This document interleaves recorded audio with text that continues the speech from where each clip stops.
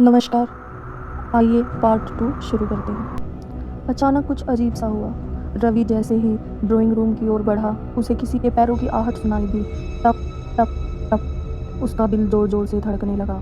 उसने पलट कर देखा, लेकिन कोई नहीं था। लेकिन तभी झटाक, ऊपर वाली मंजिल से किसी कमरे का दरवाजा तेजी से बंद हुआ। रवि ने हिम्मत जुटाई और सीढ़ियों की ओर बढ़ा। हर कदम के साथ सीढ़ियां चमराती रही। ऊपर पहुंचते ही एक पुराना कमरा मिला, जिसमें धीमी नीली रोशनी निकल रही थी। वहां एक पुराना आईना था और उसके सामने खड़ी थी एक युवती, सफ़ेद साड़ी में लिपटी, खुले बाल, बिना चेहरे के। रवि की टॉर्च गिर गई। वह कांप उठा। तभी आवाज़ आई, धीमी पर दर्द भरी, मुझे इंसाफ चाहिए। रवि किसी तरह हिम्मत करके खड़ा हुआ। युवती अब गायब थी, लेकिन कमरे के कोने में एक पुरानी किताब रखी थी, अनामिका की डायरी। उसने जैसे ही पहला पन्ना पलटा, एक पुराना गुलाब सूख कर गिर पड़ा। डायरी में लिखा था, पिताजी मुझे ठाकुर अर्जुन सिंह के बेटे से जबरन ब्याह देना चाहते हैं, लेकिन मैं किसी और से प्रेम करती थी, रामनाथ से। एक रात हम भागने की कोशिश कर रहे थे, लेकिन हवेली में ही पिता ने हमें पकड़ लिया। रामनाथ को गोली मार दी गई और मुझे कमरे में बंद कर आग लगा दी गई।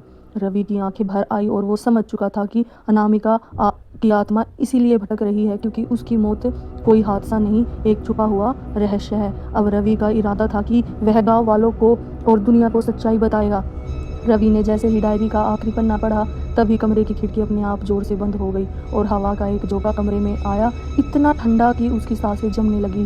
टप टप टप टप टप टप। फिर वही कदमों की आवाज़, लेकिन इस बार आवाज़ें तेज और गुस्से भरी थी, जैसे कोई दौड़ते हुए आ रहा हो। रवि ने कैमरा उठाया और पीछे मुड़ा, लेकिन जो उसने देखा उसके होश उड़ गए। वह युवती अब वहाँ खड़ी थी, पूरा चेहरा जला हुआ, आंखों से खून के आंसू और जलती हुई चूड़ियाँ हाथों में। वह धीरे धीरे उसकी ओर बढ़ रही थी। मुझे इंसाफ चाहिए, या फिर ये हवेली हर अमावस्या को किसी की जान लेगी। रवि पीछे हटते हटते दीवार से टकरा गया। तभी अचानक दीवार पर एक हिस्सा धंसा और खुल गया, एक छिपा तहखाना। रवि ने जैसे जैसे नीचे उतर कर तहखाने की ओर देखा। नीचे की हवा सड़ी हुई लाश जैसी गंध से भरी थी। दीवारों पर जंजीरें थी और एक कोने में एक कंकाल पड़ा था, जिसके पास एक टूटे हुए लॉकेट में रामनाथ और अनामिका की तस्वीर थी। अब रवि को पूरा सच समझ आ गया था। अनामिका को जिंदा जलाया गया है, लेकिन रामनाथ को यही कैद कर के तड़पा तड़पा कर मारा गया था। यह हवेली सिर्फ एक हत्या की जगह नहीं थी, यह एक शापित जगह थी। तभी चारों ओर अंधेरा छा गया और एक साथ कई चीखें गूंजने लगी, जैसे हवेली में मरे सभी लोगों की आत्माएं जाग उठी हों। रवि भाग यहाँ से, रवि भाग यहाँ से। एक महिला की आवाज़ आई। वह कोई और नहीं, अनामिका की आत्मा थी, जो अब हवेली की दीवारों से खुद को आज़ाद करना चाहती थी। लेकिन तब तक दरवाज़ा बंद हो चुका था और हवेली फिर से अपने अगले शिकार की तलाश में दौड़ चुकी थी। क्या लगता है, क्या अब रवि बच पाएगा? यह जानेंगे हम अगले पार्ट में।